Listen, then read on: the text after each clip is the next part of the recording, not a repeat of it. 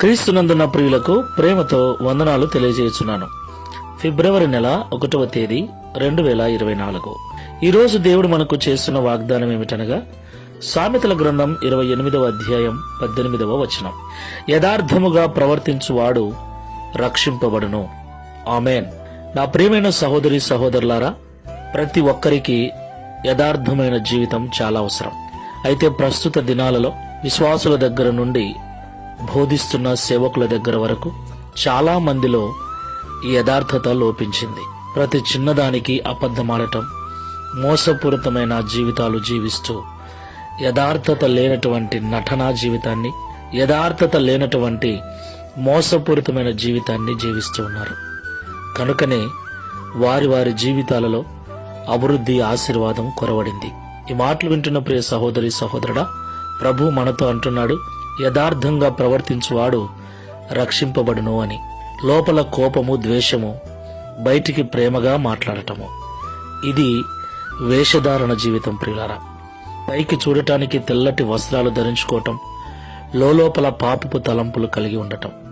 ఇలాంటి మనస్తత్వం గల మనుషులను, ఇలాంటి జీవితాలు కలిగిన విశ్వాసులను, సేవకులను దేవుడు ఇష్టపడటం లేదు.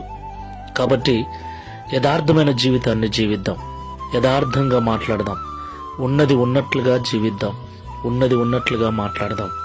దాని వలన కొందరు దూరమైనా సరే, కొందరు మనల్ని వ్యతిరేకించినా సరే, యథార్థమైన జీవితాలు జీవిద్దాం.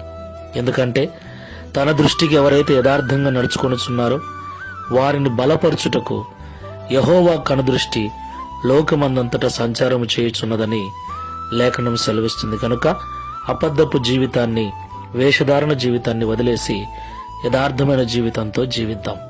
ప్రార్థన చేసుకుందాం. కృపా సత్య సంపూర్ణమైన యేసయ్య, పరిశుద్ధమైన మీ నామమునకు స్తోత్రాలు చెల్లిస్తున్నాం. యథార్థమైన ప్రవర్తన కలిగిన వారు రక్షించబడతారని, యథార్థంగా జీవించే వారిని ఆశీర్వదించుట కొరకే నేను చూస్తున్నానని ఈ ఉదయకాల సమయంలో మాతో మాట్లాడినందుకు వందనాలు. అవును తండ్రి, ఈ మధ్య మనుషులలో యథార్థత లోపించింది. అబద్ధపు జీవితం, నటనా జీవితం, మోసపూరితమైన జీవితాలలో విశ్వాసులు సహితం, సేవకులు సైతం బ్రతుకుచూ ఉన్నారు. అది ఎవరికి మంచిది కాదని ఈరోజు మమ్మల్ని ప్రేమగా హెచ్చరించినందుకు స్తోత్రాలు. ఈ ప్రార్థనలో ఏకీభవిస్తున్న మేమందరము కూడా ఇక మీదట యథార్థమైన హృదయాలు కలిగి, ఉన్నది ఉన్నట్లుగా మాట్లాడుతూ, ఉన్నది ఉన్నట్లుగా ఖచ్చితమైన జీవితాలు జీవిస్తూ, తద్వారా నీ కృపను పొందుకొని నీ ద్వారా ఆశీర్వదించబడినట్లు సహాయం చేయమని, ఈ దిన వాగ్దానమును మా అందరి జీవితంలో నెరవేర్చి మీ నామమును మహిమపరచుకునమని యేసు నామంలో ప్రార్థిస్తున్నాము తండ్రి. Amen. Praise the Lord. God bless you.